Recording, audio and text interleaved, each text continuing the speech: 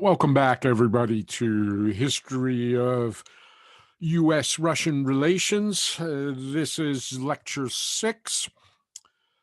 On June 25th, 1950, the Cold War becomes hot when the troops of Communist North Korea pour across the 38th parallel, dividing the North from South Korea. This is the paranoid nightmare that everybody feared, a communist invasion of a neighboring country. At least that's the story that is told. The background is a little bit more complicated. Korea, the so-called Hermit Kingdom, had been a satellite state of China, had come under the domination of Japan early in the 20th century. And in 1910, Korea will be annexed outright by Japan, becoming a province of Japan. The Japanese assimilation of Korea into Japan was ruthless, brutal, and cruel, essentially done by the sword. Korean traditional culture was suppressed. Korean system of elders, the elders humiliated or murdered. Despite the fact that Korea is incorporated directly into Japan, Korean citizens are considered to be Koreans, are considered to be somewhat inferior to the Japanese by the Japanese, and they're subjected, especially during the Second World War period, to various degradations, including used for medical experiments. Korean women were by the thousands forced into Japanese army military brothels as so-called comfort women. There were multiple Korean anti-colonial nationalist uprisings. These were brutally suppressed by the Japanese. The Korean guerrillas and national liberation movements certainly had no allies in the region in that early period. They were outgunned, outnumbered by the Japanese army. And again, the Japanese would use brute force in putting down these various nationalist movements. Many soldiers and officers in the Japanese army in Korea were actually Koreans themselves, typical of colonial practice everywhere. In the period between 1910 and 1945, at least two generations of young Korean males were brought up under the Japanese Empire, were either conscripted or enlisted as volunteers in the Japanese army. It's usually Korean nationals who would serve in the Japanese army that was stationed in Korea, and many Koreans as well became not only part of the administration in Korea, but as well officers in the Japanese army. So certainly by the 1940s, the Japanese had indoctrinated a massive officer corps and body of the military who were, again, Korean nationals serving in the interests of the Japanese Empire. Again, not a practice that's unusual for colonial administrations and occupations. As Japan begins waging war in the 1930s against the Republic of China in Manchuria, suddenly Korean nationalists now have an ally against the Japanese, and two allies, in fact, Chiang Kai-shek, who has less interest in Korea, but also Mao Zedong's guerrillas. And so many Koreans begin to join up with Mao Zedong's guerrilla army in its battle with the Japanese. One of these guerrilla fighters, who is going to serve with Mao Zedong and then eventually is going to make his way north to Russia, is the grandfather of the current North Korean leader, Kim Jong-il. The grandfather, of course, is Kim Il-sung. He at first joins the volunteers with Mao Zedong's guerrilla forces. Eventually, he will drift north to Russian territory, where he will be recruited and trained by the Russians as an officer in the Red Army International Brigade that's covertly fighting the Japanese in China.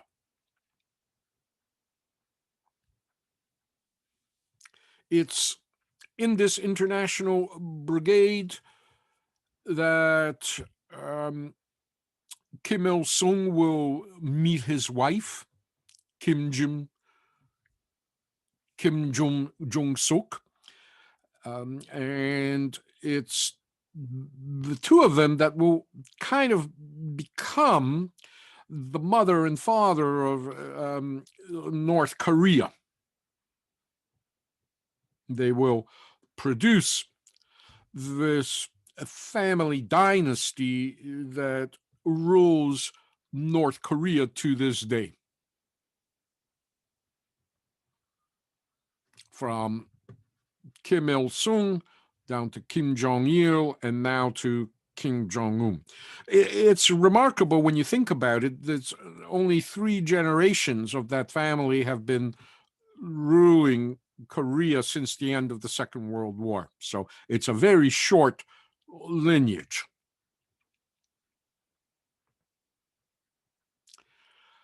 Like many anti-colonial nationalist forces, we'll see this case in certainly in Cuba, the Korean resistance in China was a coalition of various political factions, not only the communists. However, post-war North Korean propaganda will later characterize this resistance movement as a communist revolutionary movement led by Kim Il-sung. And it wasn't that entirely, but certainly he led the communist factions. But there were many Korean non-communists fighting the Japanese as well.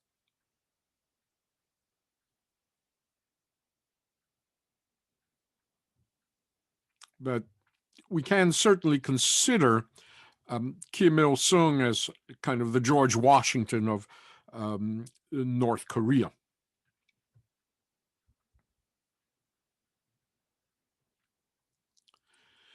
In August of 1945, the Russians entered the war in the Pacific as our ally, and that brings them into Manchuria and, of course, into North Korea with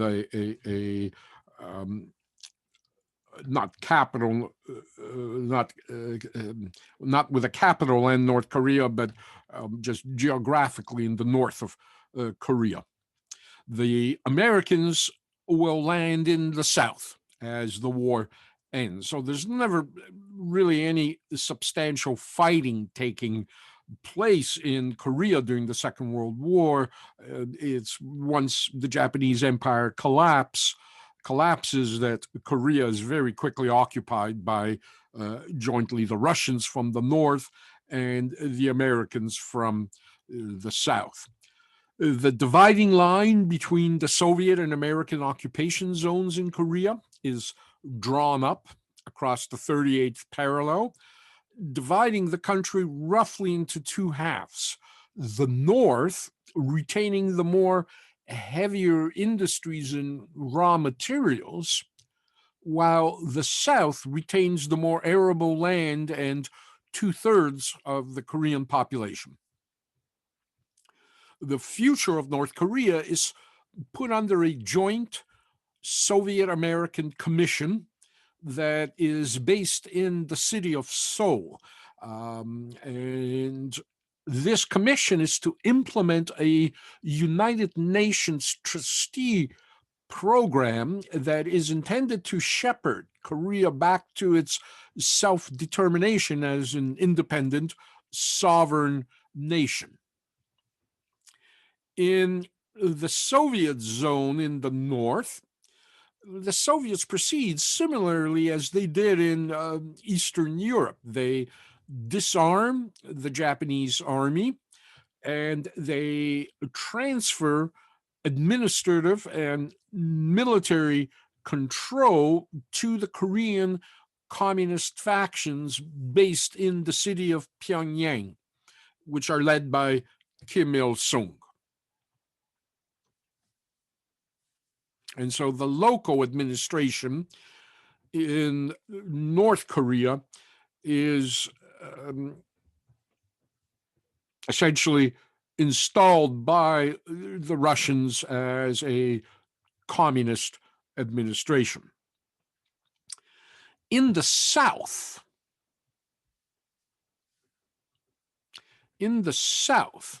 the U.S.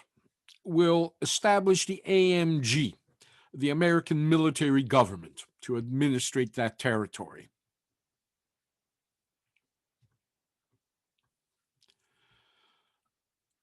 There, the Americans are immediately confronted by a variety of local Korean political factions who are desperate to form a new Korean administration in the South. And it's important to, first of all, understand that these administrations are supposed to then hold a free election that would presumably unify both the North and the South territory of Korea under one sovereign government. The Americans begin disarming at first the Japanese in the Japanese army.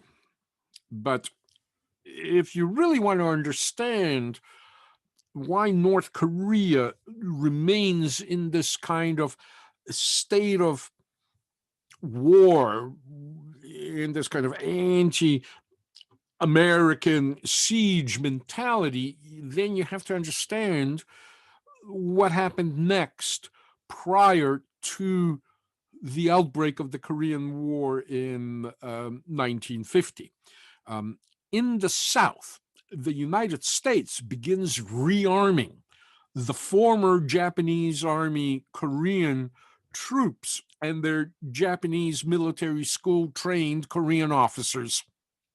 And so the same people who were part of the Japanese oppression in Korea, the same troops who had committed massacres of Korean nationalists, who had rounded up and deported Korean women into Japanese army brothels, now are rearmed as the South Korean military administration. On top of that, the U.S.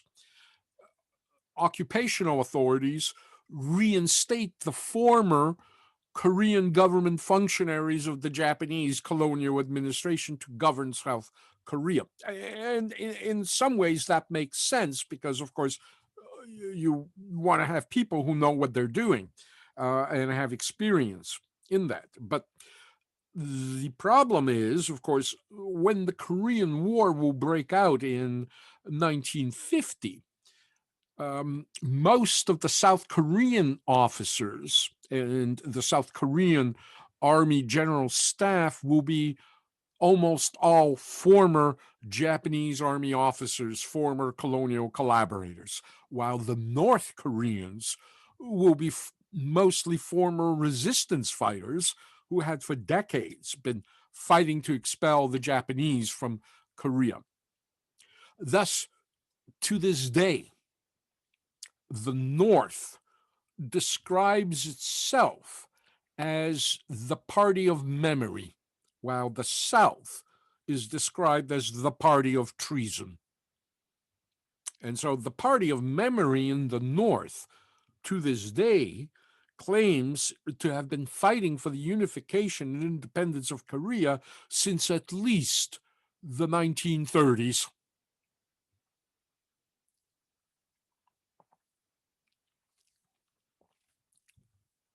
The Korean that the Americans install in the South as kind of a counterpoint to Kim Jong-il in the North was Syngman Rhee, a 70-year-old Korean politician, a convert to Christianity, and that's often important in Asian states that come kind of under American administration, like China. Chiang Kai-shek was a Christian convert. President Diem in South Vietnam is a Christian convert to Catholicism, and certainly Syngman Rhee was as well. That's an American preference when they are going to back somebody in that territory. Rhee is educated in international law at Harvard University. Rhee had fled Korea in 1910 when the Japanese had annexed it and remained in the U.S. for 35 years. He was a fluent English speaker, as I say, educated in law at Harvard University. He is a staunch anti-communist, and moreover, one of the few Koreans in the South untainted by collaboration with the Japanese. And so he's perfect for AMG support. In February 1946, the AMG sanctions Rhee's Representative Democratic Council, a local Korean administration that is supposed to be under UN trusteeship, and new elections are now scheduled to establish a provisional government for Korea. The immediate challenge is that Rhee begins refusing to support the United Nations trustee plan and begins demanding immediate self-determination for Korea without going through the electoral process. The Council of Foreign Ministers, the CFM, the same CFM that is administrating occupied Germany, however, rules that only those parties that support the UN trusteeship would be eligible to run in the Korean elections. And so the only people in Korea who are supporting the UN trusteeship are the communists and the North Koreans. And so therefore they would be the only ones eligible to run in the Korean elections. The American delegation to the joint Soviet-US Commission then refuses to proceed with the elections, freezing the electoral process in Korea on May 8th, 1946, as tensions as well between the Soviet Union and the United States begin escalating. With the Joint Commission in deadlock on the future of Korea, U.S. President Truman now turns the subject over to the United Nations General Assembly, which the United States essentially controls, and it prompts the General Assembly to vote to hold elections in Korea for a single government uniting both the North and South zones. The Soviets, of course, feel that the vote had been stacked against them in the General Assembly and now back Kim Il-sung's exclusion of the United Nations Temporary Commission on Korea, UNTCOC, from holding elections in the North. In the South, Rhea now holds his elections on May 10th, 1948, without leftist parties participating in them. Leftist parties now boycott them. Rhea, of course, under those conditions, wins a solid majority. And on August 15th, 1948, Rhea now proclaims unilaterally the Republic of Korea, ROK, ROK, with himself as president. And so suddenly, unilaterally, South Korea becomes a nation on its own, at least as far as the Koreans are concerned. Rhea then proceeds to unleash a war on leftists in South Korea, imprisoning some 90,000 people in his first year and shooting as well thousands of them. In the North, Kim Il-sung now establishes his own left-wing dictatorship, banning all parties other than the Communist Party. On September 9th, 1948, he declares the establishment of the People's Democratic Republic of Korea, PDRK. These two dictatorial regimes agree on only one thing: that the division of Korea into two was intolerable and that the two zones must be reunited as soon as possible. The only question is under whose leadership. The Soviet Union and the United States, in the meantime, proceed to withdraw their forces from Korea. The USSR withdraws the last of its Red Army troops in December of 1948, leaving behind their heavy weapons, artillery, and armor with the North Korean army and some Russian advisors as well. The U.S. takes 6 months longer to withdraw from South Korea. They wait until June 1949 before the bulk of U.S. troops leave South Korea. The U.S. is aware of the two dictators' pledges to reunite their country and was concerned that Rhea might drag the U.S. into a war in Korea against Kim Il-sung. The Pentagon at that time had indicated that they did not see any strategic advantage in maintaining U.S. forces in Korea. And Dean Acheson, Truman's U.S. Secretary of State, publicly declared that the Korean peninsula lay outside the all-important, quote, defense perimeter of the United States. A statement that many took to mean that the United States would not defend the Republic of Korea from communist attack from the North.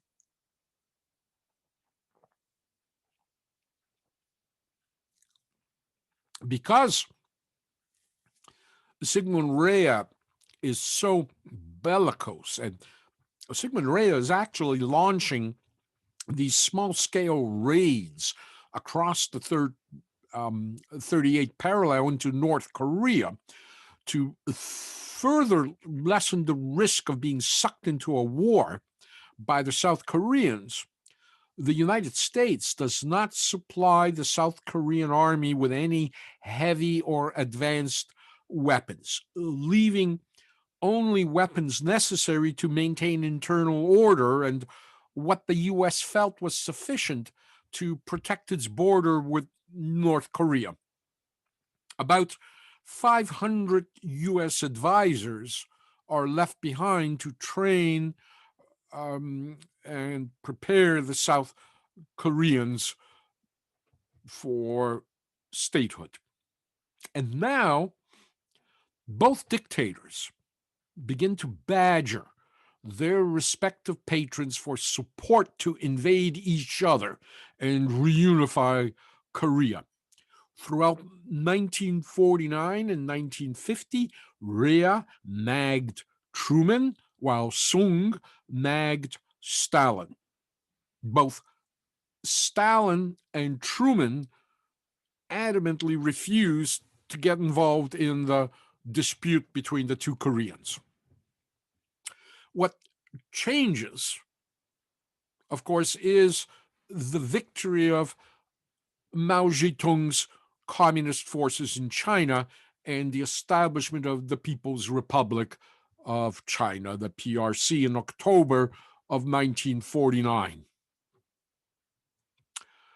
When Stalin meets with Mao and eventually, as I described in the previous lecture, chooses to set aside the Yalta framework of the Sino-Soviet Treaty of 1945 by signing a new Sino-Soviet Treaty of 1950, he ominously comments to Mao, quote, "When we make a decision to revise treaties, we must go all the way," end of quote.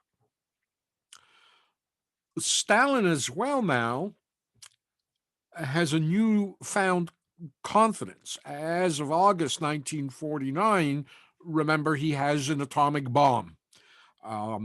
And on top of that, his intelligence service is confirming that the United States is leaving South Korea and has little interest in the peninsula.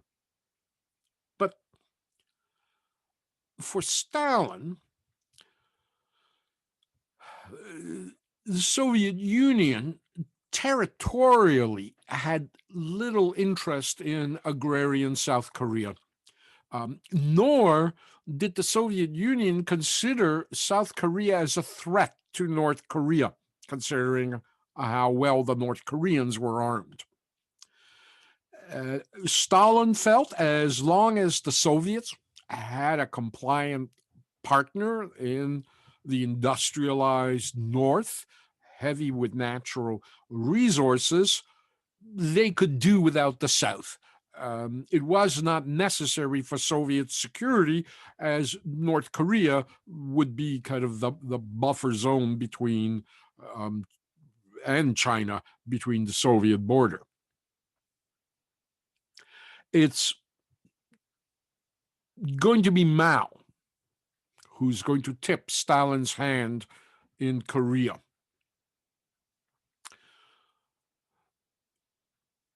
Kim Il-sung keeps coming back from meetings with Stalin with no commitment from Stalin and the Russians in his plan to seize the South. But Mao Zedong, as early as May 1949, had promised that as soon as he would finish off Chiang Kai-shek's Kuomintang, he would come to help Kim Il-sung in unifying Korea. He encouraged Sung in his plans. He told him he would provide volunteer Chinese troops to help. And of course, Soviet intelligence is reporting this, and Stalin begins to carefully weigh the consequences to the Soviet Union's prestige and leadership in Asia if the Chinese, instead of the Russians, sponsor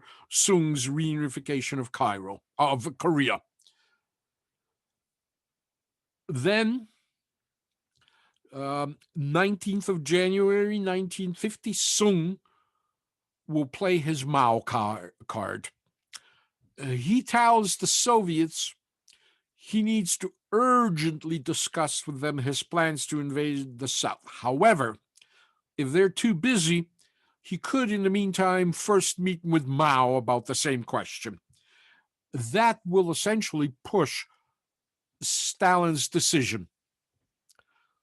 And this we're finding out, again, only in the 1990s as the Soviet Foreign Ministry archives became available to historians and researchers. 10 days later, January 30th, Stalin now cables Sung that he now is prepared to see things his way.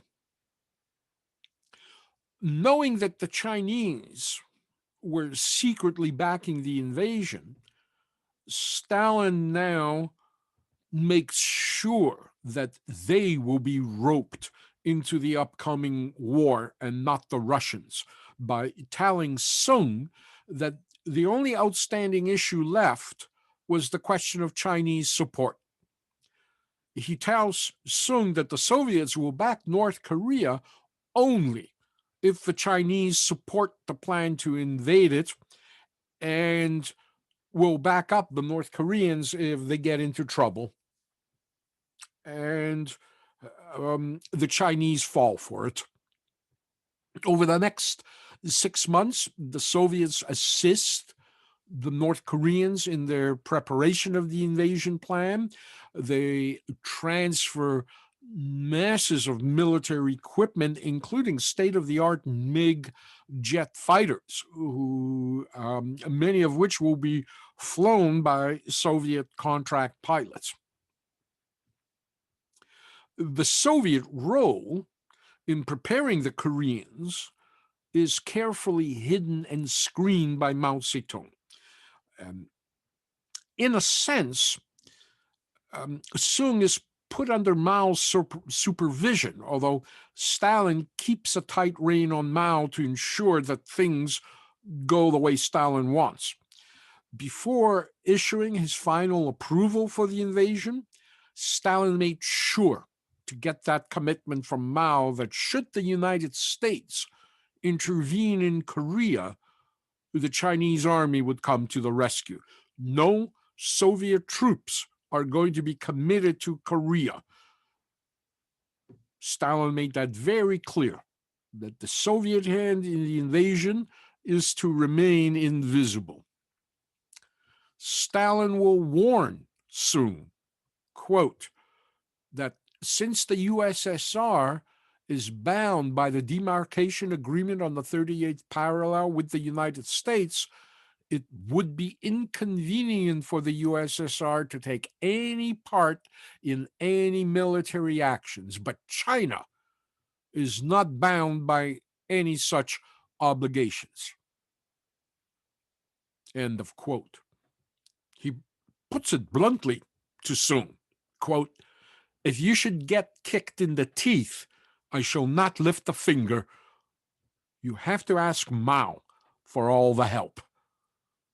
End of quote.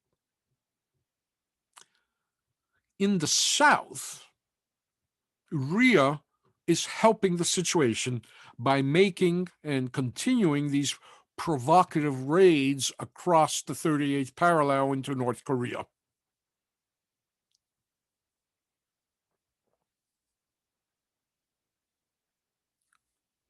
On Sunday, June 25th, 1950,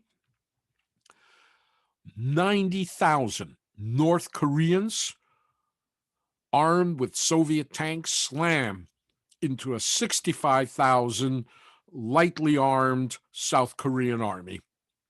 The capital of South Korea, Seoul, is quickly captured, and the North now begins to drive the South Korean army into the bottom of the Korean peninsula. The speed with which the United States responded and acted was blinding.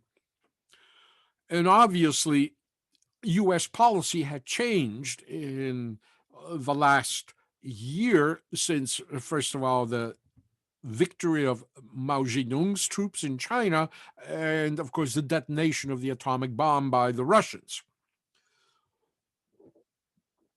Due to time zone differences, the news of the invasion begins to trickle into the U.S. on actually Saturday night.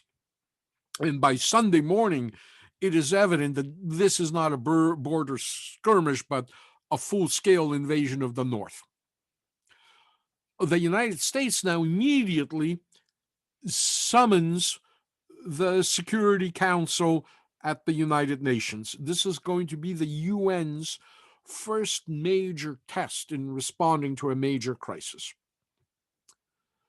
Remarkably, the Soviet Union does not show up at the Security Council. When Mao defeated Chiang Kai-shek and expelled his forces to the island of Taiwan, the U.S.-controlled United Nations General Assembly refuses to recognize the Peking's People's Republic of China as the legitimate representative of China's seat on the Security Council. It continues to be held by the old Republic of China and will be into the 1970s, which is now confined to its small island of Taiwan, and is protected by the U.S. Navy from invasion by mainland communist China. The Soviets declare this hypocritical and illegal and begin a boycott of the Security Council. And so when the Security Council meets that Sunday morning, there is no Soviet delegate seated to issue what presumably would have been a veto of a forthcoming resolution condemning North Korea's actions as aggression and demanding that the North immediately withdraw from the South or else. The next day, on Monday, when the North Koreans did not comply with the UN resolution, Truman now orders U.S. forces under General MacArthur in Japan to begin preparing to deploy to Korea to attack the North there, North Korean troops. It's Canadian Prime Minister Louis Saint Laurent, prodded on by his Foreign Affairs Minister Mike Pearson, that begins to urge Truman not to make this public until after the UN Security Council vote as to whether they're going to take action on Korea. The Canadians felt that this military response should not be unilaterally coming from the United States, but should come through the United Nations as an unprecedented international policing order. And what Pearson does essentially sets a precedent for future United Nations military intervention in cases like this until 2003, when George Bush fails to get a UN sanction for his intended invasion of Iraq and unilaterally proceeds to invade Iraq without UN participation. Unlike the Gulf War previously against Iraq during the invasion of Kuwait, that was a United Nations policing operation, even though United States dominated that operation. Operation Desert Storm. Desert Storm was nonetheless officially a UN policing action. And so it's Mike Pearson who will shape United Nations military policy and Canada's participation in it. For the U.S., its intervention in Korea is an issue of, again, containment policy, containment of communism. For Canadians, it becomes an issue of collective security. And so, as the UN becomes gradually pulled into responding with more decisive military actions to North Korea, the Canadian delegation fought tooth and nail to ensure that Canada would not participate in Korea unless it was under UN military command.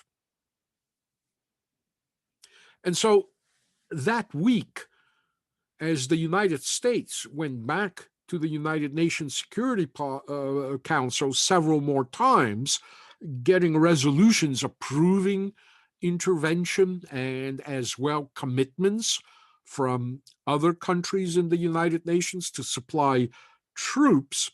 It originally wanted the UN to merely approve an all US-led mission, but now Canada had successfully argued for UN administration of that mission, establishing a UN military command for the first time. What remains a puzzle, at least until the 1990s, until the Soviet archives opened up, is the Soviet absence from the subsequent meetings of the Security Council. We know why they weren't there on Sunday, but why did the Soviets not show up to the Security Council meeting on Tuesday, which was critical in sanctioning intervention in Korea? The Soviets could have easily vetoed the entire deployment of the United Nations to Korea, and as well could have vetoed the United Nations approval of a U.S. deployment to Korea. And so when we realize that Stalin had made it clear to everyone in China and in North Korea that the Russians are not deploying any troops to aid the North Koreans, that China will take the brunt of the war, we begin to now form this hypothesis that the Russians, Stalin, had actually wanted the Americans to be sucked into a war in Korea where the Russians really had no interest, knowing that it was up to China to now deploy troops there to aid the North Koreans. The war would function to increase China's dependence on the Soviet Union. It would as well diminish China's own military strength as they're fighting in Korea. And at the same time, it would grind down U.S. strength through their combat with the Chinese in Korea. That's the hypothesis. Again, knowing the timeline of how Stalin agreed to aid the North Koreans, but stipulated that if the Americans get involved in Korea in that invasion, that it's going to be the Chinese who are going to have to fight. Nothing else floats out from the Soviet archives, giving us any other hypothesis, and nor do we have any kind of conclusive evidence that this is what the Soviet Union is thinking. One thing for sure is at the time, the USSR argued that the UN Security Council resolutions were illegal. And the Soviets certainly have a good argument for that. Article 27 of the United Nations Charter states, quote, "Each member of the Security Council shall have one vote. Decisions of the Security Council on procedural matters shall be made by an affirmative vote of 9 members. Decisions of the Security Council on all other matters shall be made by an affirmative vote of 9 members, including the concurring votes of the permanent members, including the concurring votes of the permanent members. Soviet Union was not there to give its concurring vote or to veto it.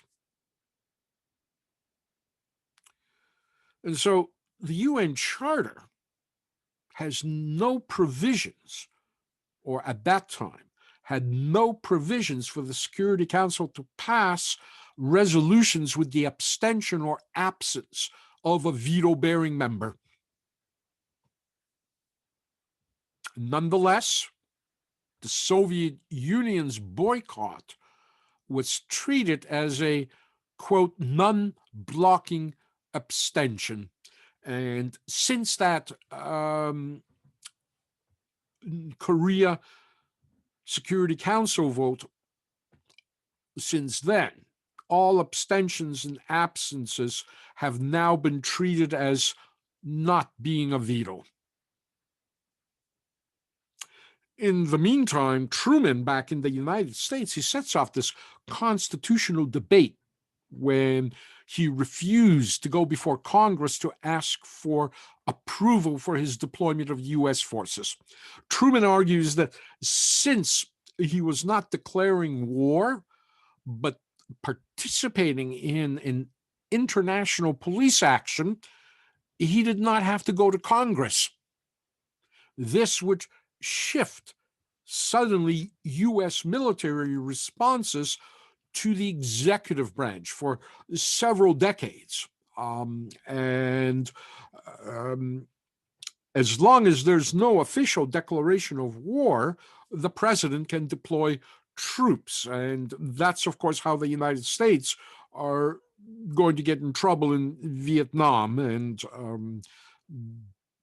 by the end of the debacle in Vietnam, of course, Congress will change the law on this.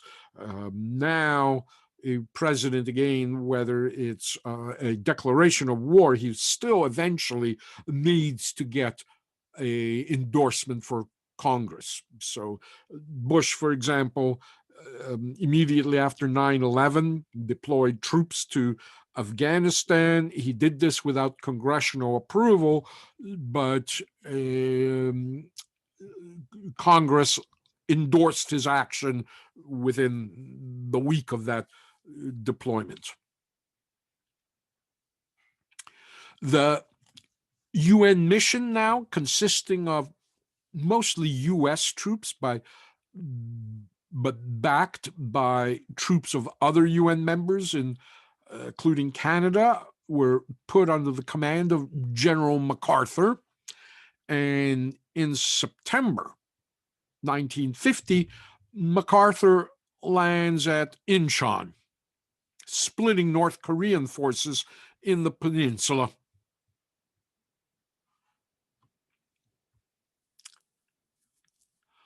MacArthur, of course, is a major figure in the war in the Pacific.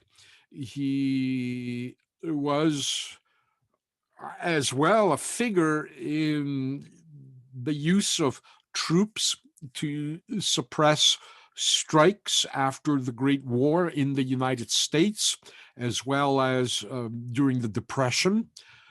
So he's got a reputation certainly for kind of backing military intervention in domestic disorders at home in the United States. He is the officer in command of U.S. forces in the Philippines in 1941 when the Japanese invade the Philippines. MacArthur leaves his troops behind while he himself is evacuated as a senior officer. Famously, he says as he leaves behind his soldiers, "I will be back." And of course, it's in the Philippines. You have the Bataan Death March. Many American POWs who do not have the luxury of being evacuated, as MacArthur was, will die in brutal conditions in the Philippines. MacArthur's return to the Philippines in 1944 is kind of dramatically filmed. There's all this film footage of him repeating this kind of jump off a landing boat as he comes back to the Philippines. And MacArthur will kind of become the American shogun, the governor of occupied Japan. And it's MacArthur who's going to implement all sorts of land reforms, corporate reforms, giving the birth to a new kind of industrialized, although I shouldn't say industrialized, because Japan had already been industrialized since the 1860s, 70s, but a kind of new modern Japan. He remakes land ownership laws, again, remakes corporate laws, and so forth. So he's actually the guy who shaped modern Japan as we know it today.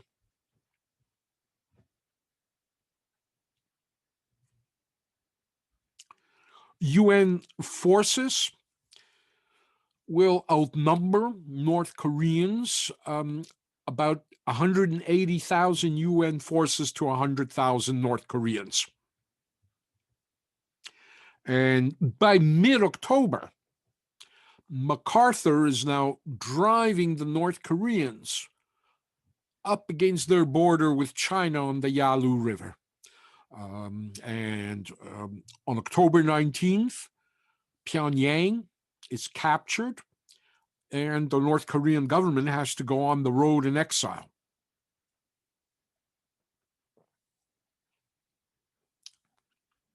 The Chinese begin warning the U.S. that they're going to respond to any threats to Chinese national security as the UN forces approach the Yalu River. Truman dismisses it as blackmail. As Mao had promised to the North Koreans, he begins mobilizing the Chinese troops on the border in the preparation for his entry into the war. The only thing Mao is waiting is for the Russians to approve air support for the Chinese counterstrike. The U.S., remember in that treaty that Mao and Stalin concluded, one of the terms was that Mao would deport all foreigners, and primarily missionaries, from Manchuria. And so as that, of course, blinds the United States. They now have no sources of intelligence inside of Manchuria. And so MacArthur has no way of judging the veracity of the threats that Mao Zedong is making. Now, Stalin, who realizes that, of course, the United States has now deployed troops into North Korea, refuses to, already he had refused to deploy aircraft south of the 38th parallel. He's worrying that Russian pilots, and they haven't trained yet Chinese and North Korean pilots in time. He's worried that if a Soviet MiG is shot down and a Russian pilot is found flying it, it will reveal the Soviet hidden hand in this war. And so he tells Mao that the planes won't be ready for another 2 months. Mao insists. Stalin then just tells him, well, go ahead and cancel your attack. And of course, that's not what Mao wanted. And so, bitterly angry now with the Soviets, Mao decides to attack without air cover. Early November, UN forces suddenly come into contact with 200,000 Chinese troops disguised as volunteers. This, at first, appears to be just a probing attack, and it lulls MacArthur into believing that this is the end of the Chinese intervention. But then on November 24th, when he renews his push towards the Yalu River, despite warnings from the Chinese to stop their advance, now 300,000 Chinese troops are deployed. Many of them battle-hardened troops who have fought for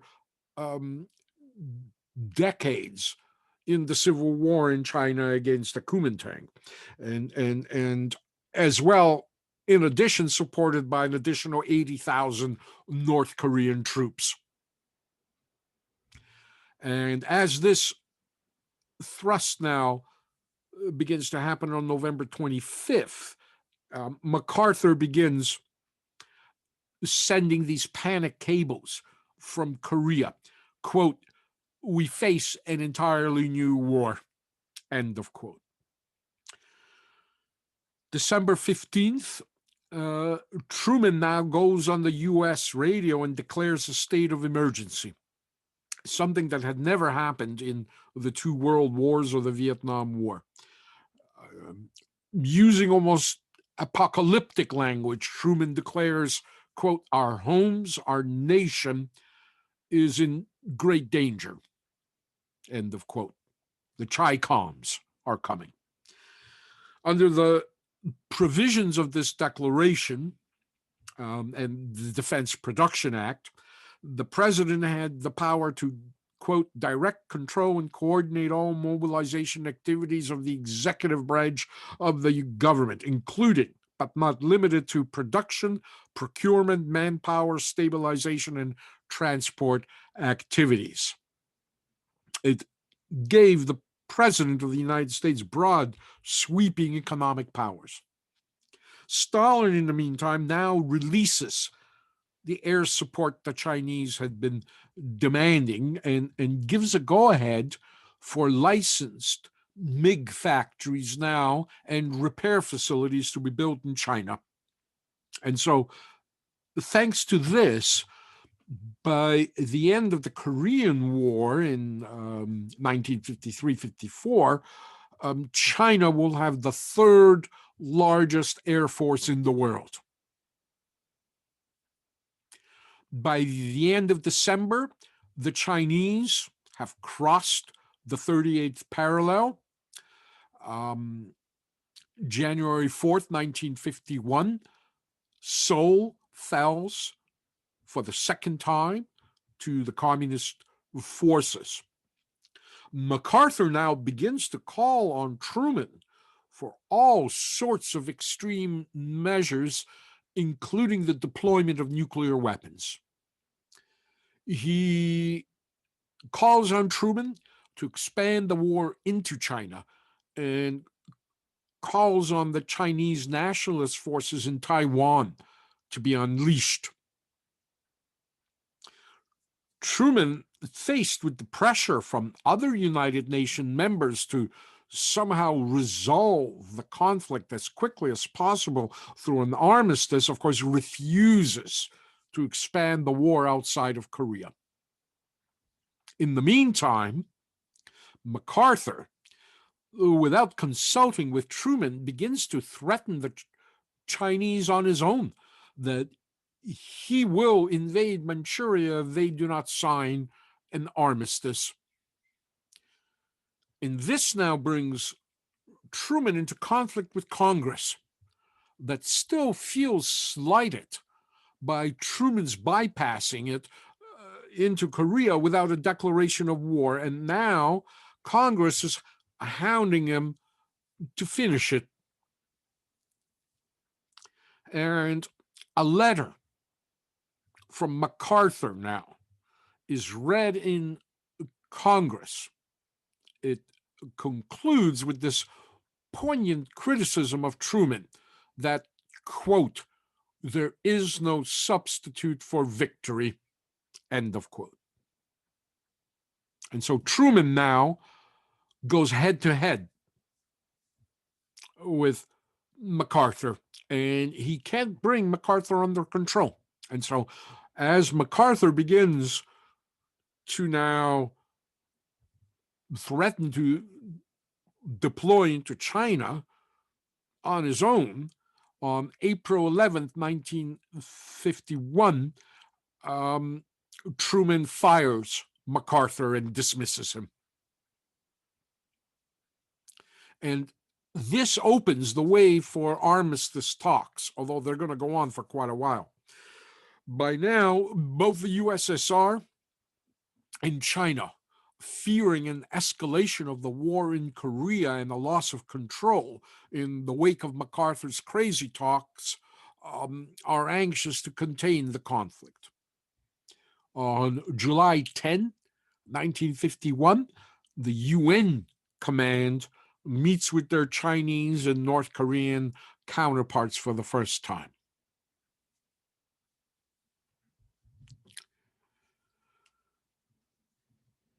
There won't be any more huge offensives of the type as in 1950. The war is going to nonetheless drag on for another 2 years with some major battles testing the resolve of each side to continue fighting until an equitable resolution can be reached.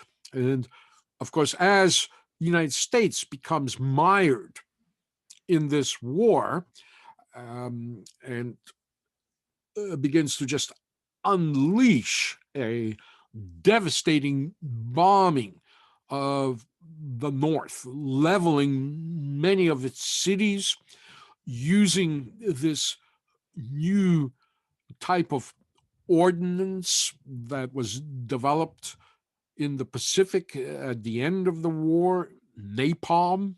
Napalm is essentially kind of a incendiary jelly that when it detonates, the jelly is sticky as it's burning, and so it sticks, of course, to human targets. It's like having flame glued to you, causes horrible burns if you survive them, and of course they're leveling all these cities in the North and the industrial capacity of the North. In fact, the North never quite returns to the industrial capacity it had prior to the Korean War. This, as you can see, North Korean oil refineries that have been completely destroyed.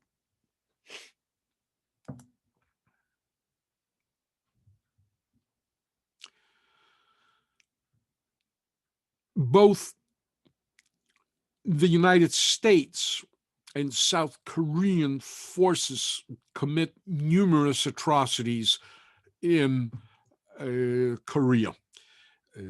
We know that certainly North Korean troops committed unquestionably atrocities as well, mistreated POWs, killed POWs, but we had underestimated the level of, again, atrocities committed by both South Koreans and American troops and UN troops as well on the South Korean side. These illustrations are from North Korean propaganda, which is what we assumed this was. However, of course, all propaganda has a kernel of truth in it. These massacres, of course, we know after experiences in Vietnam, in particularly, of course, the My Lai massacre, that the United States was capable of perpetrating these kinds of massacres, but it was not clear until the 2000s exactly what was occurring and how much of this imagery that you see is North Korean propaganda, how much of it is actually portraying what occurred. In North Korea, there are museums of American war crimes, like this one, where Koreans go by the busload, especially school tours, factory tours, and so forth, which constantly highlight U.S. atrocities, less so South Korean atrocities. Most of these atrocities are attributed to the United States. This is what one of those museums looks like.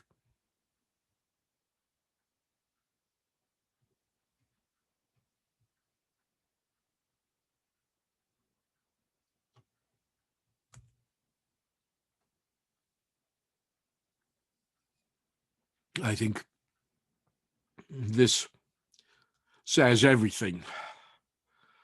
Parking to the right, washrooms to the left, and then the revenge pledging place is slightly closer by.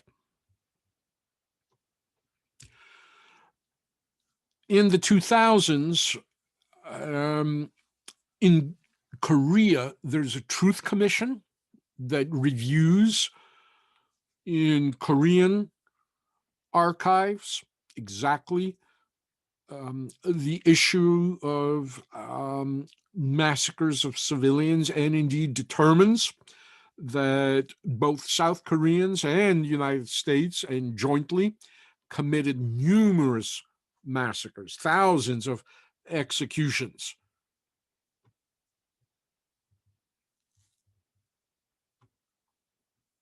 And some of these photographs, which had been classified prior to the 2000s, become public. And I think it's around 2011, not that long ago, that the U.S. Defense Department actually released now these classified photographs and confirmed that indeed there were massacres in the same way as My Lai had occurred in Vietnam War. Nothing unusual. It's the nature of war.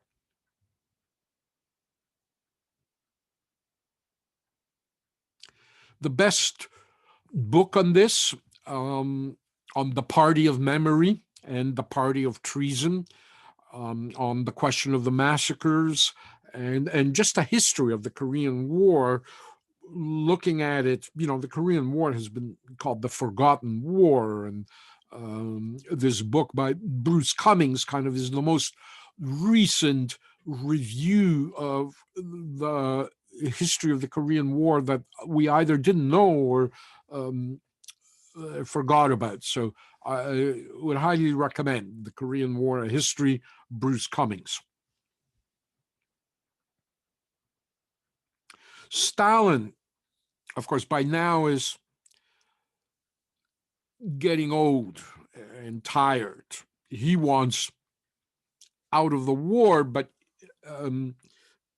he, of course, is very demanding during these armistice talks, and really the breakthroughs won't happen until Stalin actually dies in March of 1953, and that immediately begins to expedite the talks between the two countries. In November of 1952 as well, Republicans, for the first time, will take office in the presidency since the 1930s. Republican candidate Dwight Eisenhower is elected president November 52 in the 52 elections, partly on a platform that the Democratic Party under Truman was soft on communism. And certainly that's not the case, but that's how the Republicans argued it. They argued that, Truman's policy, the betrayal at Yalta, Truman's security policy that allowed the Russians to, quote, steal the atom bomb, that Truman was not hard enough for communism and on communism, and therefore he lost China as well, and that Truman brought the Korean War on American boys, and Truman can't finish this war as well. And here's Dwight Eisenhower, this hero of the Second World War, who can do it.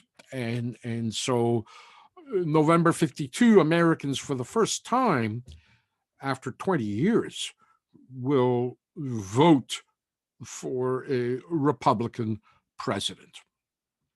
Dwight Eisenhower is a professional soldier. He was very young when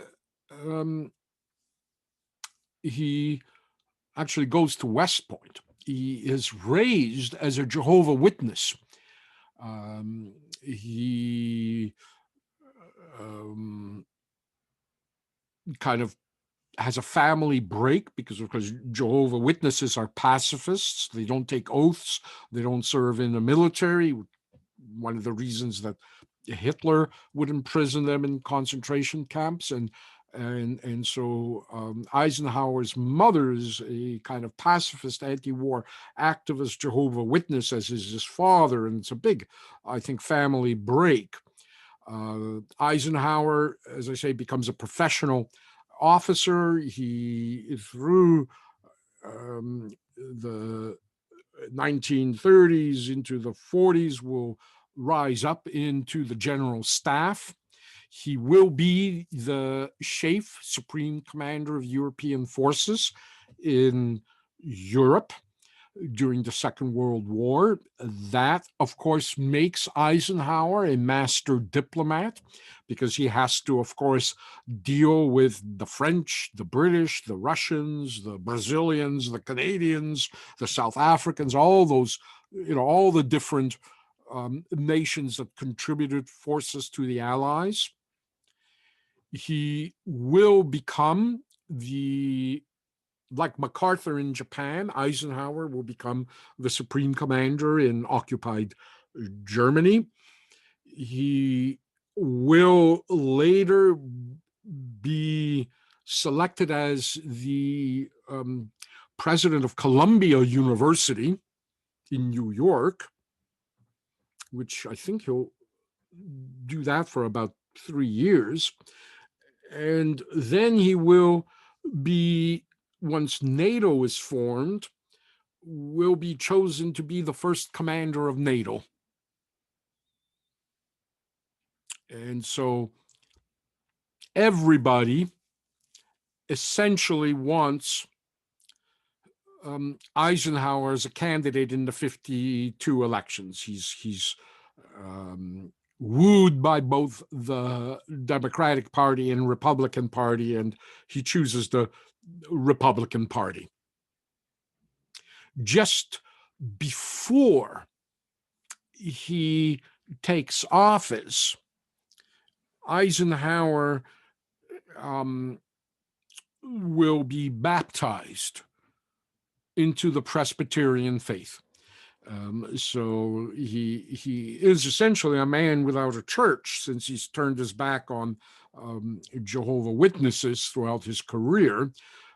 but he never joined the church, as they say, until the time came for him to take office. And so, as I say, he's baptized as a Presbyterian at that time. A kind of interesting trivia about a U.S. president. The first guy who, from as far as I can ascertain, the first candidate for the presidency who's not a member of a kind of recognized denomination in the United States. Eisenhower, of course, within 2 months that Eisenhower is elected, Stalin has a stroke at his private residence, at his dacha in the suburbs of Moscow. And that is going to help as well. Eisenhower now becomes very aggressive, and he begins to hint that he might be willing to use nuclear weapons in Korea to break the stalemates, unless all the sides now come to their senses. And of course, the Chinese are particularly desperate to get out of the war, as it's been burning up half their national budget. And so the thing that was holding up the resolution was the issue of POWs. With Stalin pushing the Chinese, the question was whether Chinese POWs who want to remain in South Korea and North Koreans who want to remain in South Korea will be allowed to remain there, or will they be forced to go back to China and North Korea as the way it was done in Yalta. And so once Stalin dies, March 28th, the Chinese make it known that they're willing to yield on the POW issue. Any Chinese POWs that don't want to return to the People's Republic of China are free to remain in South Korea if they wish. And so July 26th, the armistice is signed. It essentially brings back both sides to the initial 38th parallel with some minor deviations. Here, this last picture as well, you can see that what's going to characterize the next 8 years of Eisenhower's Republican administration, of course, is his super anti-communist conspiracist vice president, Richard Nixon, on one side, and of course, John Foster Dulles, another major Cold Warrior, on the other side. And John Foster Dulles's brother, Allen Dulles, of course, will become the head of the CIA as well at this time. So it's quite a little oligarchy, essentially, of Cold Warriors that are going to come around, and interventionists. Under Eisenhower, of course, the United States, and under Dulles, will begin launching a series of regime returns, regime overthrows, regime changes, as they like to say, coup d'etats in Iran, which is still, a cause of grief between U.S. and Iranian relations to this day, in Guatemala, in Lebanon, in Vietnam, and so forth. But that's more about American foreign policy. And those of you who've taken my espionage lectures know kind of the backstory of these regime changes and interventions under Eisenhower, essentially, and Dulles. So the 38th parallel, essentially, everybody goes back to that. Kim Il-sung, of course, continues to rule in North Korea right up into the 1990s. His son then will take over from the 90s. We enjoyed him until, I think, 2013. And then upon his death, the grandson, the current leader, will take over. 2011, Kim Jong-un. There you go, the party of memories.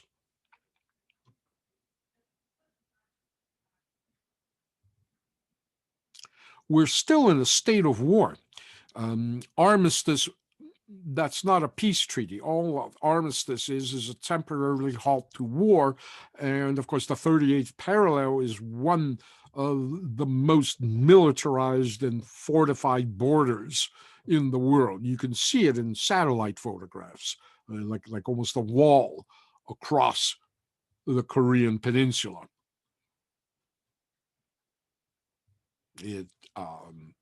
All these border incidents over the last 50 years have continued to occur there. More now, 60 years. And so it's a highly contentious, tense border. Here you can see the UN administration building where when the North Koreans need to talk with the South Koreans, that's where they meet. This is the border. And right away you can see the difference between South Korea and North Korea. South Koreans have gravel, North Koreans do not.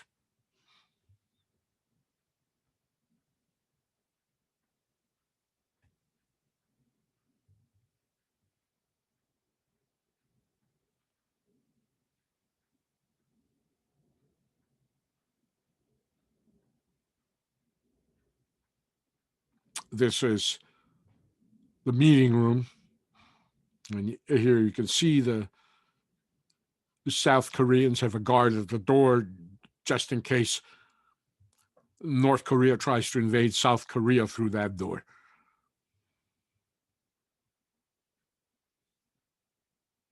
And that's where these meetings continue to take place. This is a photograph from 1976 of a border issue meeting.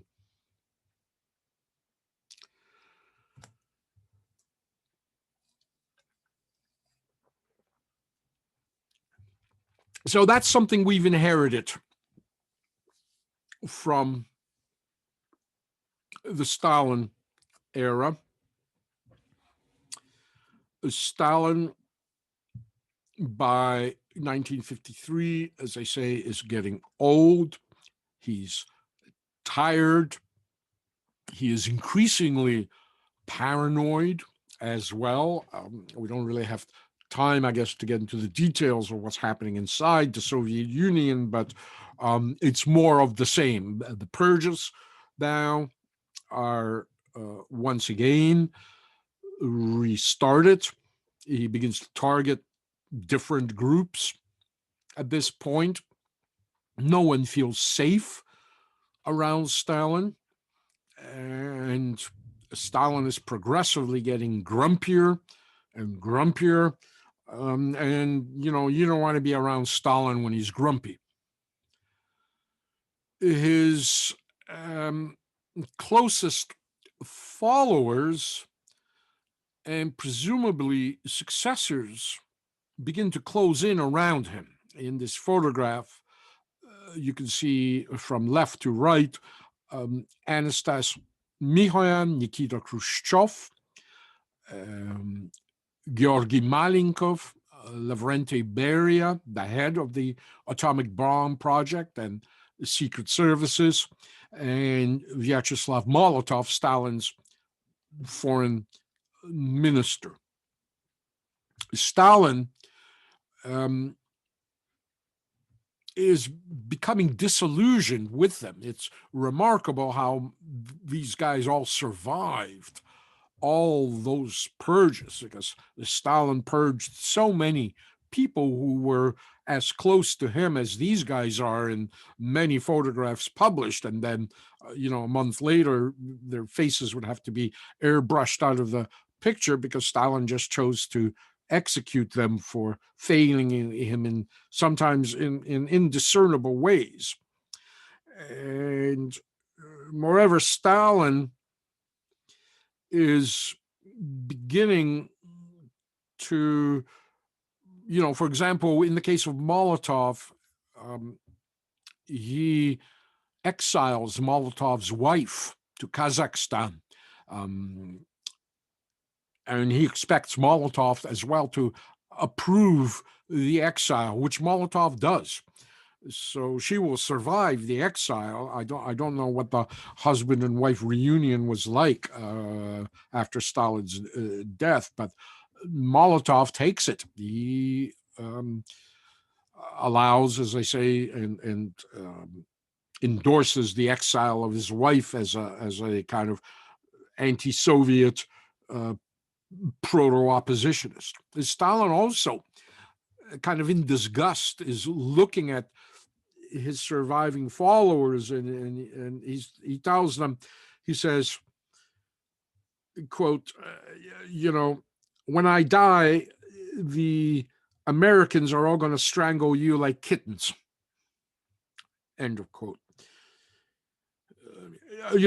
Just that simile, of course, tells us a lot about Stalin's mind.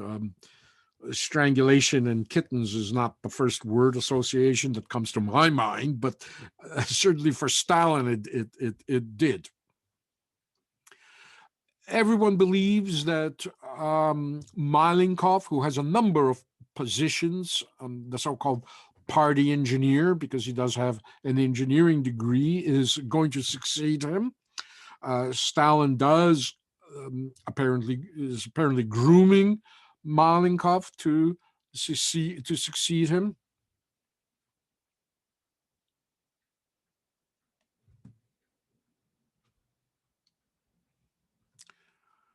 But there is no formal plan of succession. And so when in March of 53,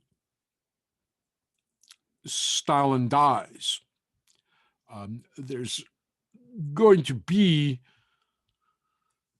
probably about a 5-year period where the Soviet Union will be ruled by kind of a coalition of Stalin's successors.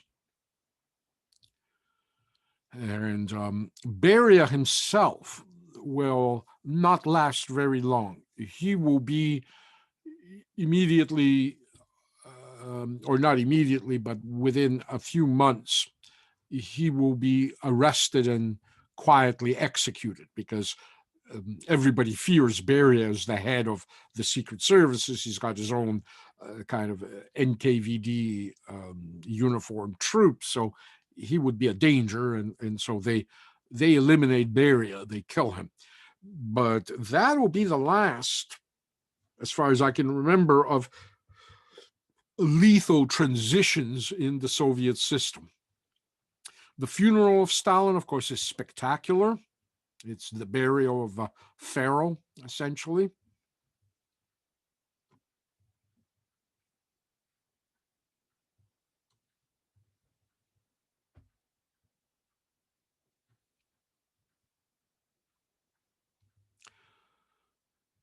People who come from all over the Soviet Union to attend the funeral will actually be trampled in these crowds to death. Stalin will be, for a while, put into the Lenin mausoleum, where Lenin and Stalin will kind of hold this exalted position until Khrushchev makes his famous secret speech. It becomes famous. It's not famous at the moment he makes it, but it will become famous, and because you get that process of de-Stalinization, and Stalin's body will then be removed from the mausoleum and buried in a small kind of cemetery for the most honored figures in Soviet history inside the Kremlin walls, where John Reed, the American who wrote 10 Days That Shook the World, is buried.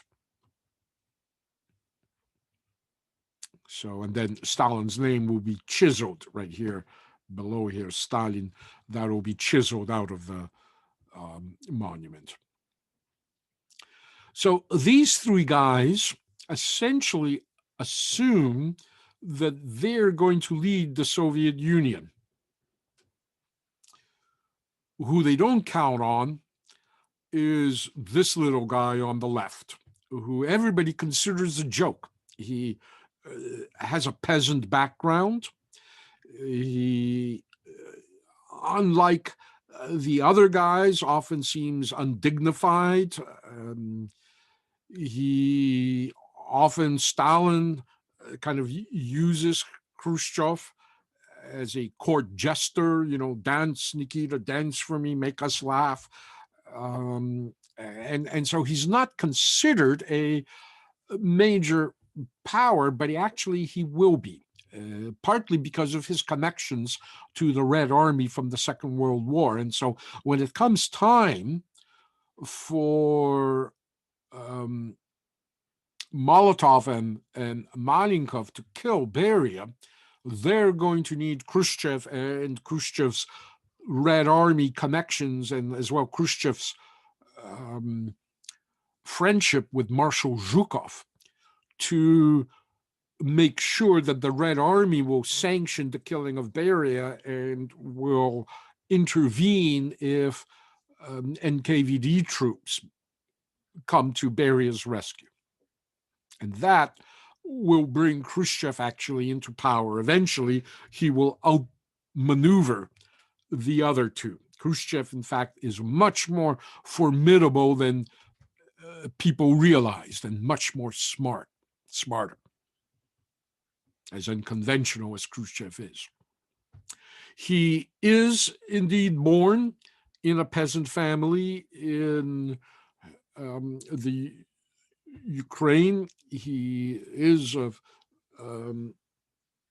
Ukrainian ethnicity. He, as a young man, works prior to the revolution in the coal mines of the Donbass. He becomes an activist in the Communist Party and begins to rise up through the Communist Party. He will marry around the time of the revolution. He is sent to school, to university or to polytechnics. School, he trains, I think, in agricultural management, if I'm not mistaken. And eventually he will arrive at a prestigious school in Moscow as well. And so, in a way, he's a true believer in communism because, here's communism, a system that has allowed him as an unconnected peasant to essentially rise up to become a minister in the Kremlin. It's a Horatio Alger story, or Horatio Algerisky story of what communism offers to an ordinary peasant boy. It's Stalin's wife, Nadezhda, who meets Khrushchev in school, in as I say, in kind of graduate school in Moscow, where she's enrolled as well. And she knows that Stalin, in that period, 1930s, is looking for a commissar for multiculturalism. And she says, well, there's a Ukrainian at school who is very smart. Why don't you, take a look at him, interview him. He's a good communist. He's, as I say, very smart. So, and he's not a Russian. So he'd make an excellent commissar for multiculturalism. And so Stalin meets with Khrushchev, likes Khrushchev's kind of simple ways, and begins grooming the young Khrushchev. And Khrushchev is very close to Stalin. Certainly Khrushchev will deny it, but Obviously, throughout the 1930s, Khrushchev gets a lot of blood on his hands as one of Stalin's henchmen carrying out all these purges and murders. He is very proud of his Ukrainian heritage. You can see that he wears this, rather than wearing a shirt and tie, he wears this kind of Ukrainian national shirt. He will be, it's kind of funny to say that, a huge Stalin supporter. I mean, you better be a Stalin supporter if you want to live. He will be a kind of a rival with Beria. So that's one of the reasons Khrushchev will see to Beria's murder and join that conspiracy and give it teeth. But Khrushchev is often Stalin's kind of public relations man. You know, Stalin is very stiff around people and afraid of people, but young Khrushchev just dives in on behalf of Stalin. He has a touch with people. He likes meeting people. He likes getting into a crowd. He is, of course, unforgiving, and as I say, endorses the executions, backs up all the weird conspiracy theories presented at trials of why, you know, people need to be purged and so forth. Khrushchev will really come into his own as the Communist Party commissar at Stalingrad in 1942-43. He is there in a senior command position at Stalingrad. That's where he essentially makes his bond with Zhukov and all these Red Army commanders in general through Stalingrad. And of course, what Khrushchev sees and experiences at Stalingrad, I think, as we'll see later in lectures, what's going to save us all in 1962, when Khrushchev and Kennedy go head to head over the deployment of Russian missiles in Cuba. Somebody will have to blink, and it's going to be Khrushchev who blinks because of what he sees occur in Stalingrad. Essentially, he sees a city destroyed as if a nuclear bomb had been dropped. And so he knows what it means to see a city wiped off the map in the way Stalingrad was, or the way Nagasaki and Hiroshima was, in a different way through a nuclear detonation, but the result essentially is the same. And not only does he see it, but he smells it, he experiences it, he's there when it happens. And he sees the impact it has on the people of Stalingrad. It's the turning point in Khrushchev's life, what he sees there, and it will affect him as a leader when he takes Stalin's place. Khrushchev will be continually promoted by Stalin and advanced by Stalin. He will be an apologist for Stalin. He's exposed to the dangers and brutality of total war in the way nobody else in Stalin's circle were. And his experience essentially at Stalingrad will leave him with a split personality. He'll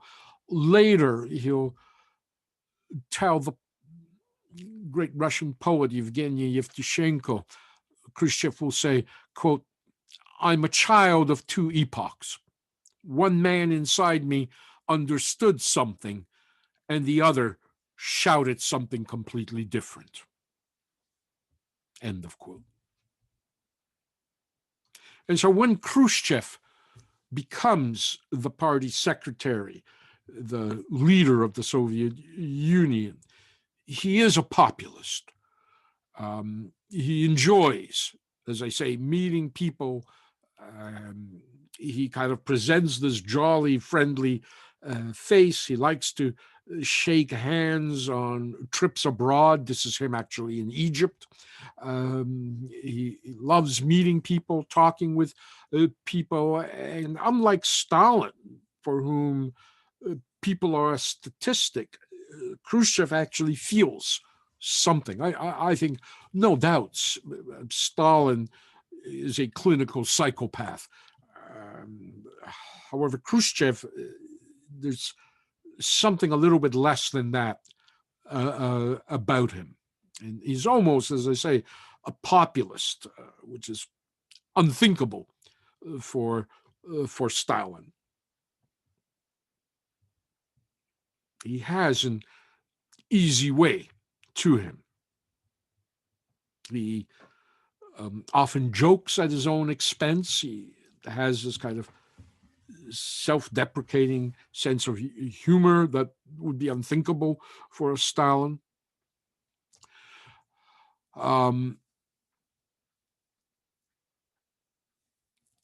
Khrushchev, however, the problem with Khrushchev is he's highly erratic, unconventional, and his perception of the Cold War is going to be very unsystematic. It's kind of a patchwork of views, party dogmas, patriotic pride, personal memories, and impressions, and impressions he has of foreign leaders he meets, and flashes of anger and temper as well. You may notice this is Khrushchev in the UN General Assembly when he sat in with the Soviet delegation. This is, again, a debate that's undergoing about whether China will finally be recognized, People's Republic of China, as the genuine representative of China's seat on the Security Council, or whether it's going to be Taiwan. And it's going to be Taiwan for another couple of decades. But you may notice something askew in this photograph. There's a shoe on Khrushchev's desk. That is kind of the origin of that myth that Khrushchev banged with his shoe on his desk at the United Nations. When I first began giving this lecture at Ryerson, I went out to find photographs of Khrushchev banging with that shoe, convinced that I myself saw it on television when I was growing up. And when I went to look for the photograph, I realized it doesn't exist, that Khrushchev never did that. Yet the story has been told so much so that I have a false memory of him doing that. What he did was he put his shoe on the desk, something that Russian politicians in the Duma used to do in the Tsar era to show their kind of disrespect for a particular issue under debate. And so, indeed, Khrushchev places his shoe on that desk, but he never bangs with his shoe on the desk. And there are images of Khrushchev banging with his fist on the desk, and his delegation as well, but no shoe banging. Khrushchev, like Molotov, believes that the USSR had been wronged and mistreated by the United States after World War II.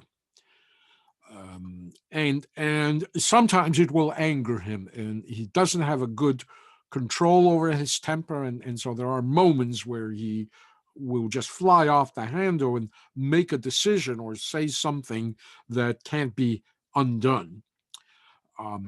Khrushchev argued that the Cold War was essentially the continuation of the policy of isolation, non-recognition, destabilization, and intervention pursued by the Allies against the Soviet government since 1917. In Khrushchev's perception, the Stalin-Roosevelt partnership during World War II had set Soviet-Western relations back on the road to normalcy. And there's a good evidence, as you saw it in lecture, for that. But Khrushchev felt that it had been betrayed subsequently by Truman and Churchill in the post-war period. Khrushchev held Truman in particular to blame, believing that Truman only became president by accident and that he was a narrow-minded politician who provoked the USSR by ignoring carefully negotiated treaties and spheres of influence.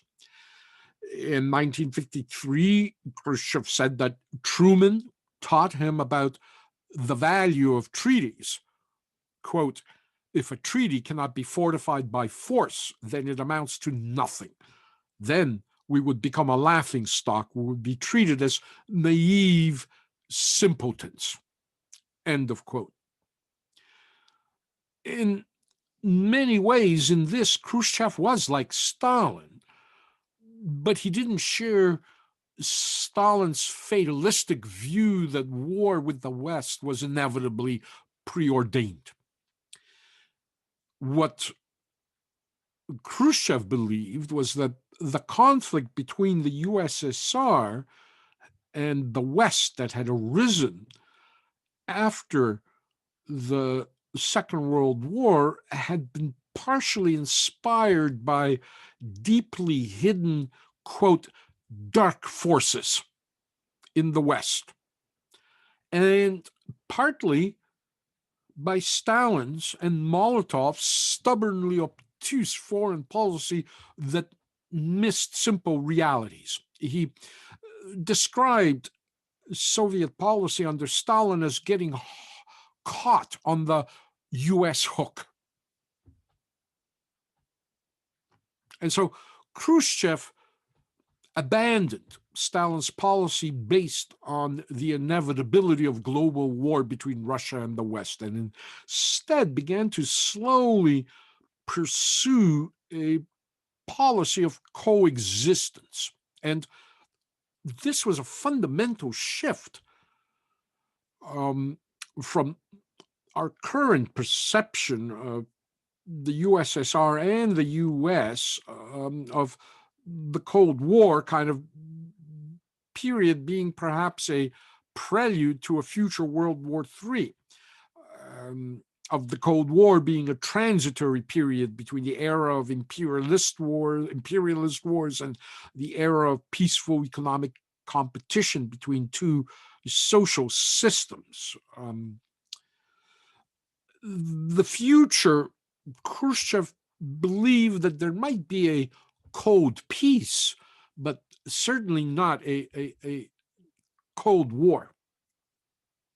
And so in this period, Khrushchev believed that there were dark forces behind US policy, in particular, the military-industrial complex, which he believed was the real power behind the White House. And he believed that it could be divested of its power if the Soviet Union opened up to economic opportunities for Western business.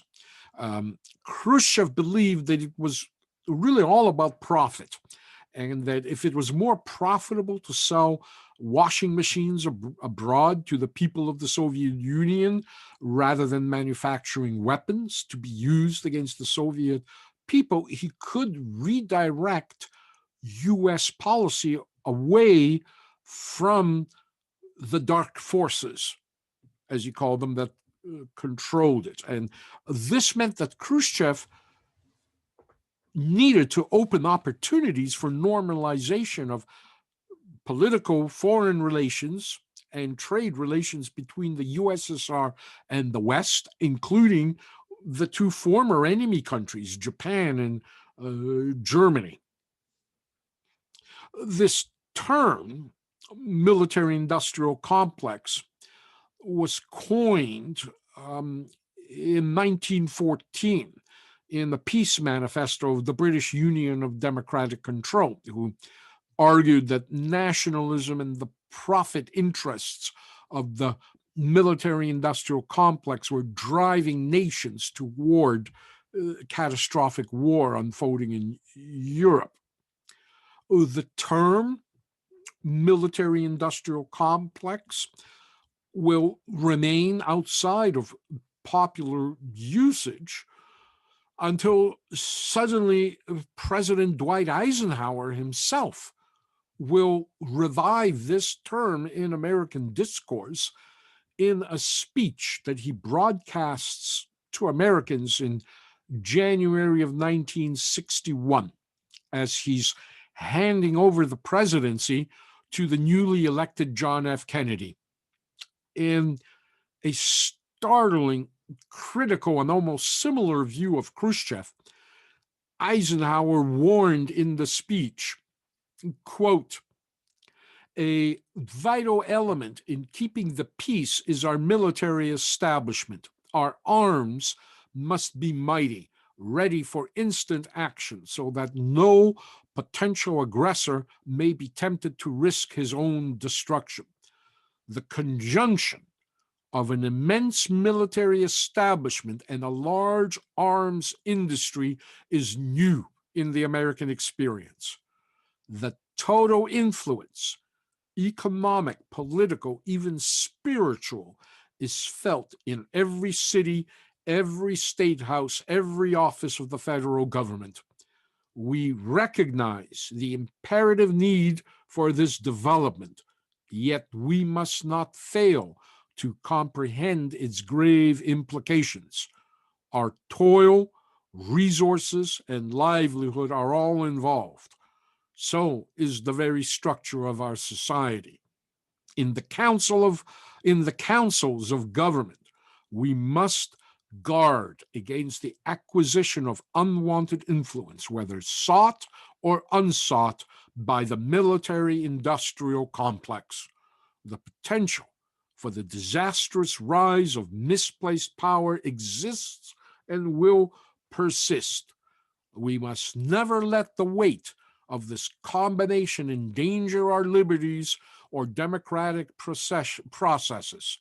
We must take nothing for granted. Only an alert and knowledgeable citizenry can compel the proper meshing of the huge industrial and military machinery of defense with our peaceful methods and goals, so that security and liberty may prosper together." End of quote. So,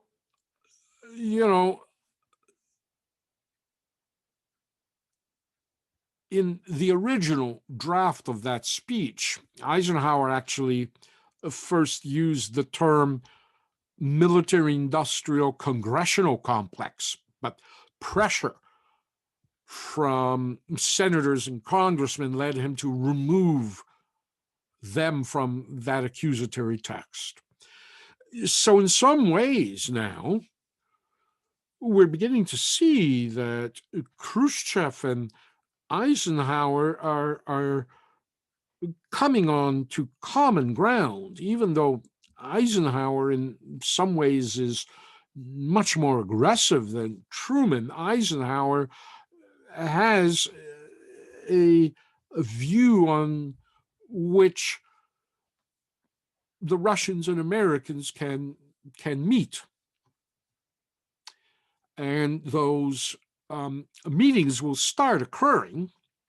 The Geneva Conference of 1955 brings all the heads of state together. Now, Khrushchev at this point, because he still shares power with other functionaries like Malenkov and Molotov, is going to send, I'm trying to remember, but he's going to send the premier, who is kind of the elected face of the Soviet Union, but Khrushchev certainly controls his delegate there.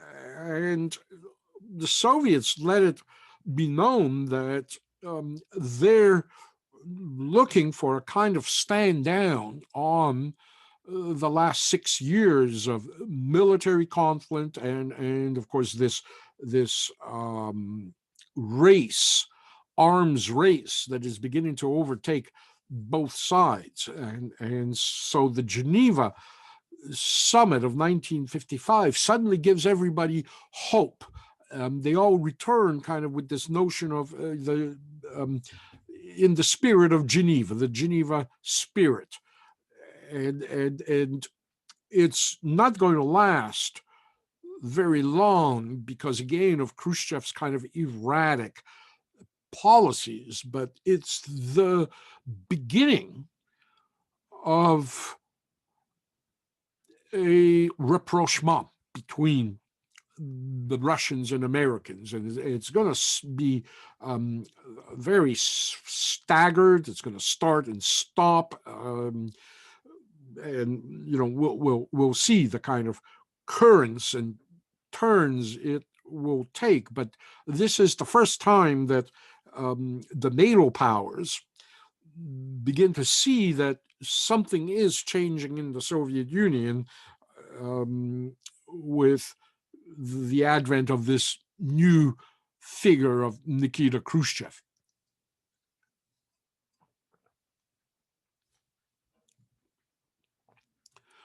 The problems, however, are going to be many for Khrushchev.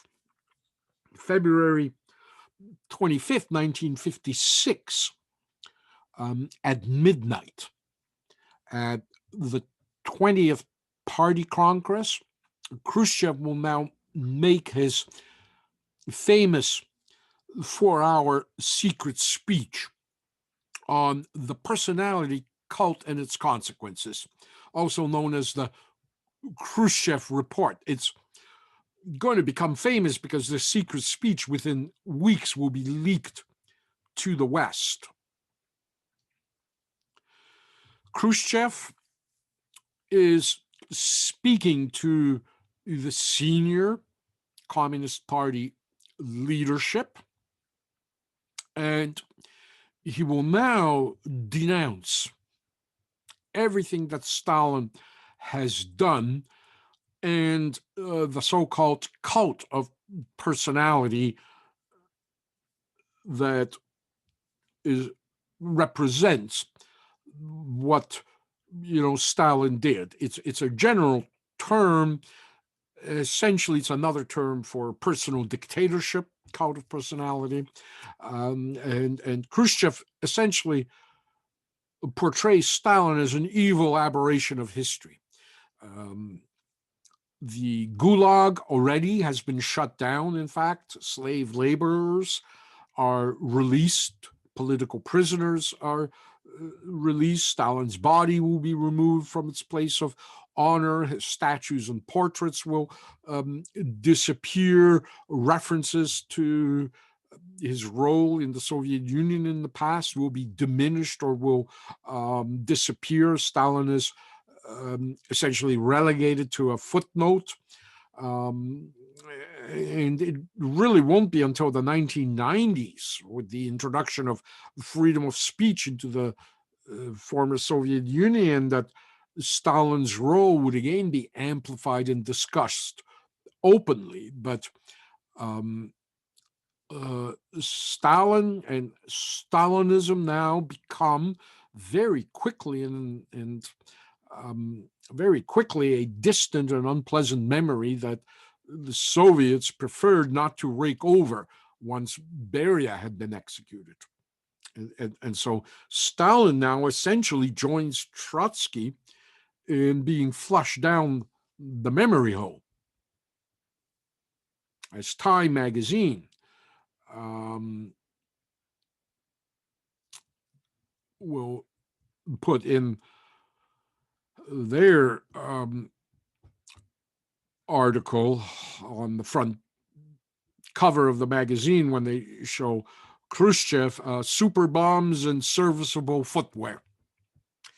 In other words, Khrushchev begins consumerizing the Soviet economy. And in order to do that, he needs to open trade relations with the United States, and he needs to slow down the arms race, because that, of course, is just using so many resources that he would prefer to use on the people of Russia as opposed to for military reasons.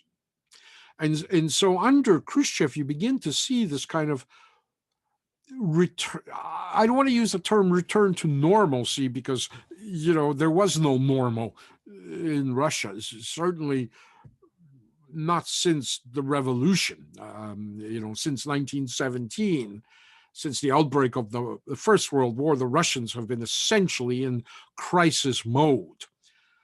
So, using the term return to normalcy is not quite the thing, but an entry maybe into some sense of a normal civil society is what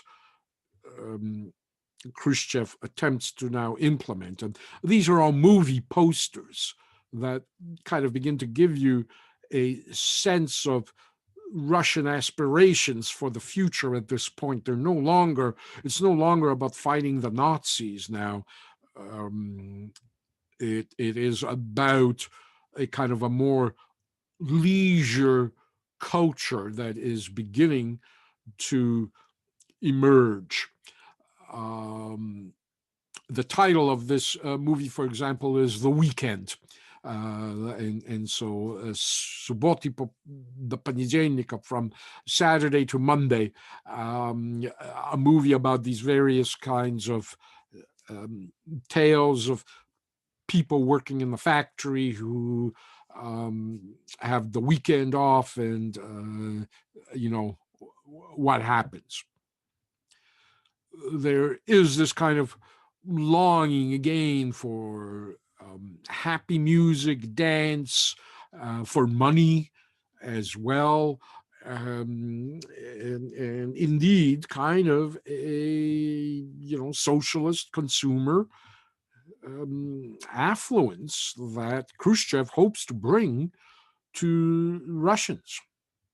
And Russians feel it. In fact, the 1950s under Khrushchev are known as, the Khrushchev Spring, as formally prohibited books, prohibited poets, and theater plays suddenly are allowed to be published, staged, and so forth.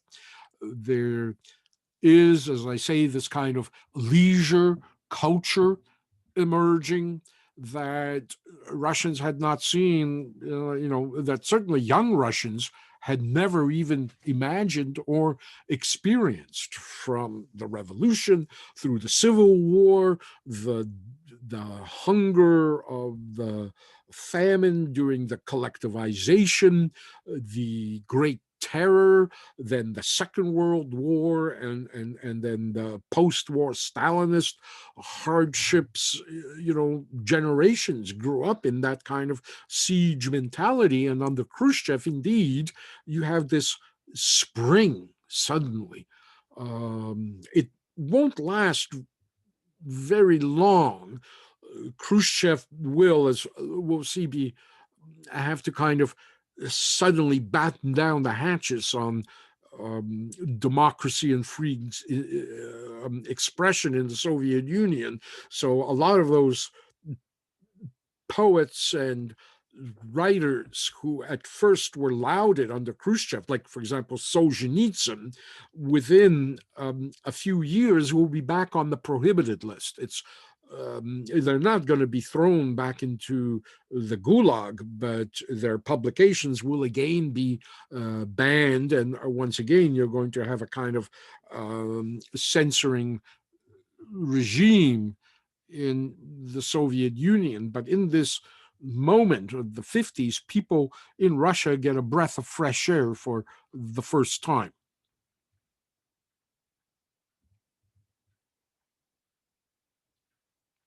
Khrushchev as well engages in this crash program of housing. The one thing that Russians most desperately want is privacy, a place of their own. So many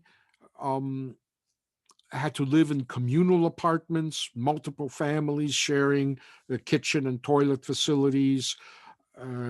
Khrushchev now begins to mass produce these prefabricated apartment houses that are kind of very cheap and shoddy, but nonetheless, I stayed in them when I worked in Russia. They were crumbly and shoddy, but they were warm and dry, and that really is all you need, just to be warm and dry. As I say, as crumbling and ugly as these prefab places were. But Khrushchev now begins this crash program of building housing.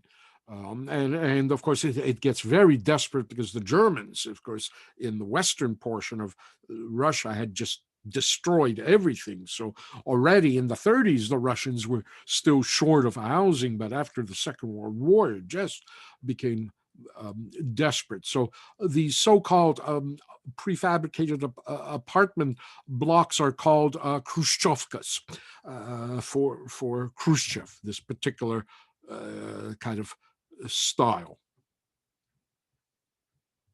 And they are still, most of them are getting now torn down or have been torn down for new construction, but the Khrushchevkas kind of dominate the urban landscape everywhere throughout Russia. So he is trying to service the Russian people with these kinds of needs that citizens want once the basics are covered. Once the food is covered, the next thing is shelter. The problem, of course, for Khrushchev is his secret speech was not kept secret all that much in the rest of the Iron Curtain, and then it'll leak out into the West as well. As Khrushchev now denounces the Stalinist dictatorships and the excess of the excesses of the Stalinist era, the text of this speech is distributed to secret in classified documents to other other communist parties in the Iron Curtain countries. And here is a version that was given, a numbered version that was given to senior members of the Polish Communist Party, and it leaks to Israeli intelligence. And Israeli intelligence then furnishes a copy to U.S. intelligence, and U.S. intelligence leaks it to the New York Times. And so becomes very quickly, within weeks, that the Russians are, quote, democratizing, de-Stalinizing Russia. And of course, now the Poles want the same thing. And so you begin to see public demonstrations in Poland against the Polish government there on their policies. The Poles have to clamp down on it. There's disorder in Poland in 1956. There will be disorder in East Germany in 1956. The Poles managed to suppress it themselves. But certainly Khrushchev makes it known that, if the Poles can't do it, the Russians will deploy into Poland. No sooner is the Poland situation kind of pacified when in Hungary, full-out revolution breaks out as the Hungarians rise up. And of course, in Russia, the Communist Party is looking at these images, and they're looking at Khrushchev and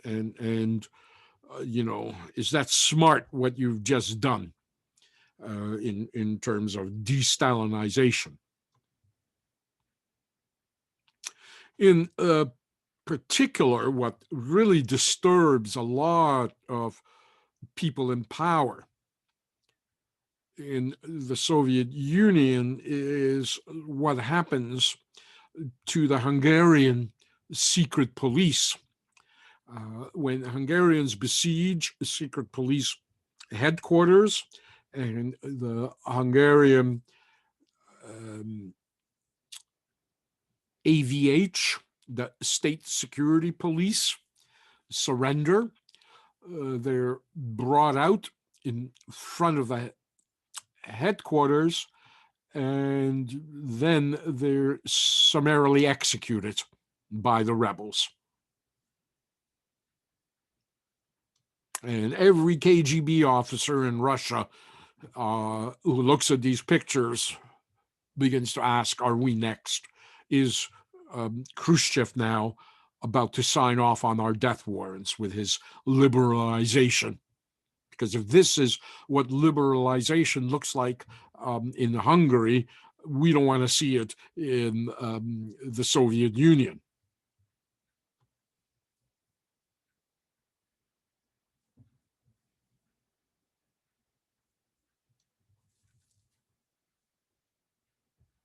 The Americans at this moment are urging the Hungarians onwards. This Radio Free America is broadcasting into Hungary, urging all Hungarians to stand up for democracy in Hungary, kind of the way they did during Operation Desert Storm, when they broadcast to the Kurds to rise up against Saddam Hussein. And of course, Khrushchev's response to this weakening in Russia's defense perimeter is going to be brutal.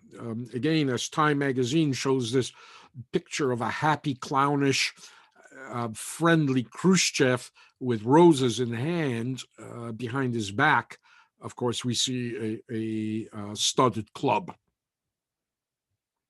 And Khrushchev will not tolerate any kind of reduction of Russia's defense perimeter in the satellite countries among the Warsaw Pact countries.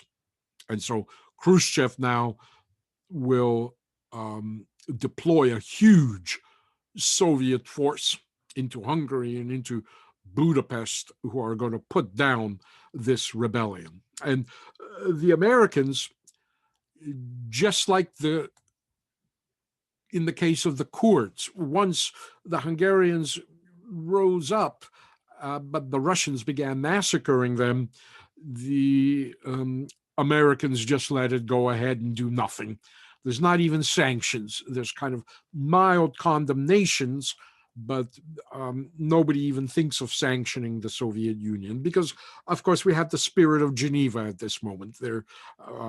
They see kind of a friendly Russia now much more important than defending democracy in Hungary, if what was happening in Hungary is democracy. And so 4th of November, as I say, 56 Soviets invade Hungary. Um, Resistance in Hungary will last for about a week. Some 2,500 Hungarians are killed in the suppression. Some 200,000 Hungarians will flee as refugees, many of them arriving here in Toronto. And I remember certainly growing up, there was a huge kind of Hungarian community that went from Bay and Bloor all the way to Bathurst and Bloor. The strip in the annex had at least a dozen Hungarian restaurants, with only one now remaining country style on the north side of Bloor Street near Brunswick, but certainly right up to the 90s. I remember all these Hungarian restaurants in the annex, and most of them were founded by Hungarian refugees. So by January 1957, a new Soviet-installed Hungarian government now suppresses all public opposition, and indeed the Iron Curtain now remains an Iron Curtain. And so Khrushchev is faced now with this kind of bipolar treaty situation. NATO facing the Warsaw Pact, countries choosing to ally with the United States or with the Soviet Union. The way, for example, here you can see Algeria is with the Soviet Union, Tanzania, certainly Mongolia, Vietnam, Cambodia, Laos, will be the various countries, Yemen, and then kind of non-aligned nations, which both the Americans and the Soviets are going to try to woo, like Egypt, India. China at this point is considered a non-aligned nation, although they themselves will kind of become a power of their own. So I think I've already used up probably more than 2 hours. We don't have many lectures left, so I'll probably break this lecture down just so I can chronologically move a little bit further into a second part of lecture 6. So that will just proceed to the next lecture once it becomes available. It will be lecture 6, part 2, just to take us up to 1962, because we're still here kind of at the spirit of Geneva, 1955-56. We have quite a lot more to do. So I'll post that, perhaps not immediately as if you've just picked up this lecture as it was posted, but it'll get posted shortly, part 2.